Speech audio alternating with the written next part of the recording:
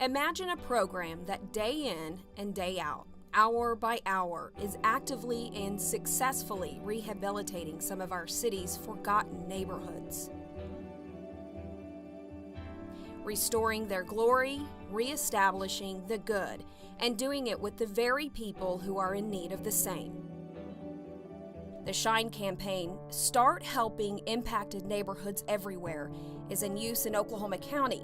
It's an alternative to jail for nonviolent offenders, a way for some of our community's criminals to give back and make a difference.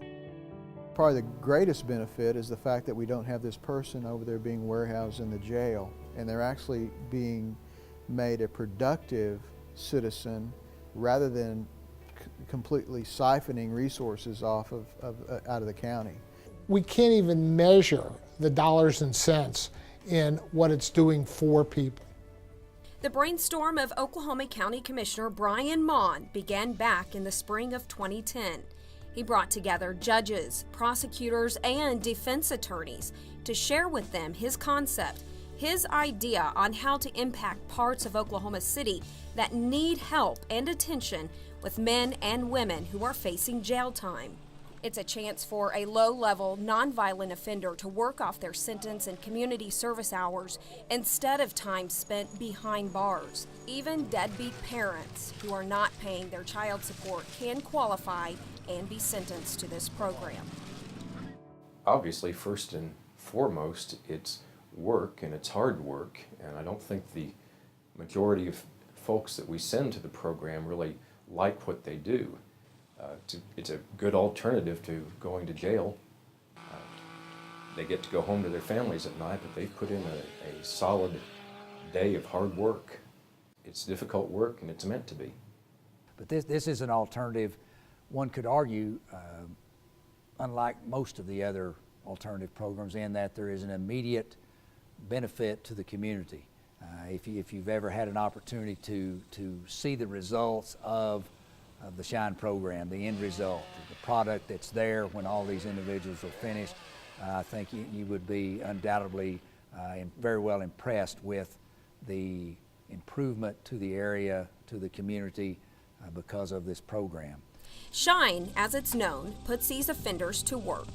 They are supervised while they trim bushes, pick up litter, and remove graffiti.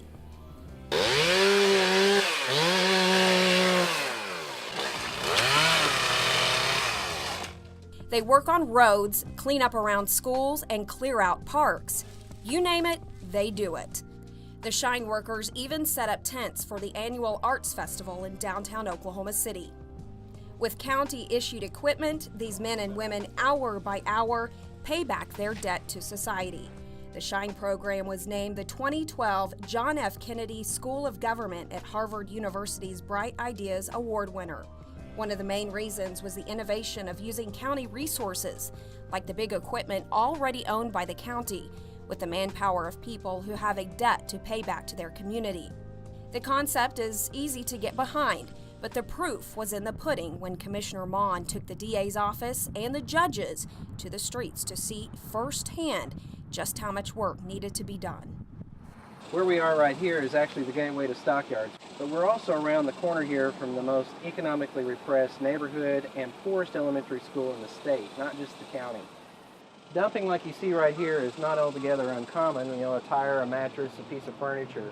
What's behind it is very uncommon, but it does get it to what this program is really all about, which is to focus in on areas that are what we call problems that were decades in the making. What you see here is tires and furniture and mattresses, but you may look a little closer and actually see that what we have here is some stripped insulation. We have broken TV sets and other things that are indicative of theft. And what that means is they are trying to take this stuff so they can steal it for the copper and other things that they drag across the scales for money. Behind it is actually vegetation, nothing which might have been innocently dumped here, but people don't think about or consider that insects are attracted to here and all other kinds of unwanted vermin.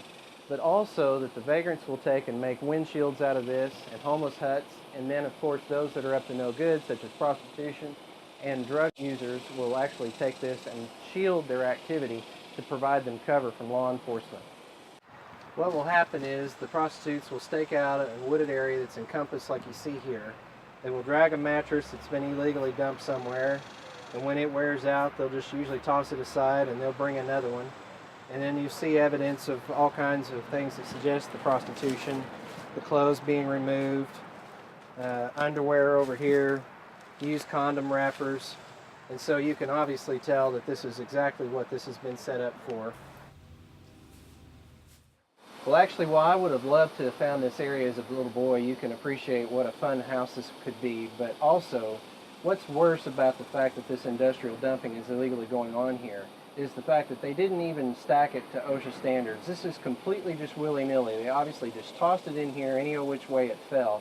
And any one of these highway decks shifts, and you can imagine at a minimum it's an amputation, and more likely it's a fatality. And we're far enough back up in here that I doubt very seriously a kid could holler loud enough to be heard from the common areas, in spite of the fact that this is a frequent walk trail from the students to go to their school over here. These aren't the streets of some unknown town. This is Oklahoma City. And while we as a city are in the midst of a rebirth, growing and constantly improving, the areas right outside the spotlight are what Shine is focused on. Alternative sensing programs are not unique, of course. There's a lot of them. But what makes this particular program unique, as far as we know, is that it's the perfect marriage between actually putting the labor, which is in-kinded, of course, from the courts, along with the equipment that the county ordinarily has with their road crews anyway. So obviously we wouldn't expect those Sends to Community Service to pick up these large pieces of highway decking. That's where we'll bring in the road crews with the heavy equipment and bring all this stuff down. But there's a fair amount of trash, like you see here, and the illegal stripping of wiring and stolen wires and stuff like that. And that's the kind of stuff that the Shine crew would come through and clean up and have completely remediated when the road crew came through and removed these other larger pieces. You could have someone go sit over in the jail for a nonviolent offense. What good does that really do, really? If they're nonviolent offenders, they're not likely to be out hurting people, all right? These are low-level, nonviolent offenders. We can actually cause them to go out and do some good in the community and offset a great deal of costs. These crews work year-round.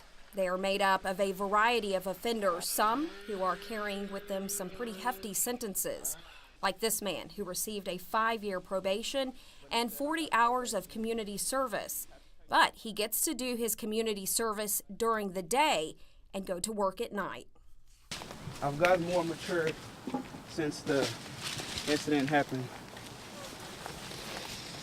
So I've learned a lot not to get in trouble anymore, and plus having kids, knowing that I have to be out here for them. I get to see them for maybe 2 hours a day until I'm done with this, because I leave here and go straight to work.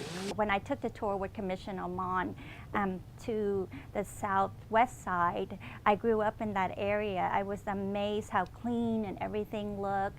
It was amazing, like it's a different part of town. And so whatever I can do to make sure that offender continue to do the Shine program, I'm all for it. Some of the improvements Judge Trong noticed started one project at a time. Like this one behind Prairie Queen Elementary School. The alley behind the school backed up to a neighborhood. The fence line is caked with trash and debris. Shine workers came in, and here is the end result. In fact, the city deeded this alleyway to the school so they could expand their playground and get rid of the opportunity to trash this area again. Capitol Hill High School sits on more than 45 acres of land.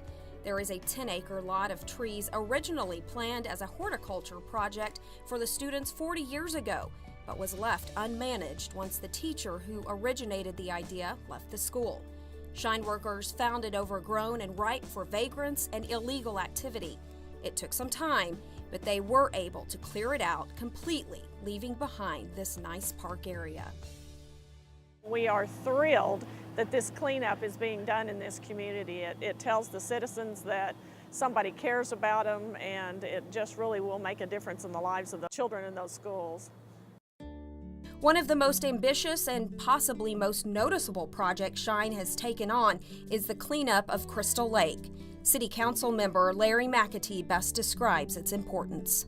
Crystal Lake lies just west of MacArthur and just south of Interstate 40. It's a beautiful little lake, but however it was being used for illegal dumping and other illegal type activities. Shine got a hold of it, had a vision to change it, and it's now turned into a beautiful lake for fishing and for taking inner city kids out under city care to teach them what the outdoors is like. The beautiful aspect of Shine is not just the beautification that is paved along the way as it moves through an area, but actually the many avenues ahead. It has an element of inclusion for not just the lawbreaker, but for people or companies in general that have a heart for volunteerism.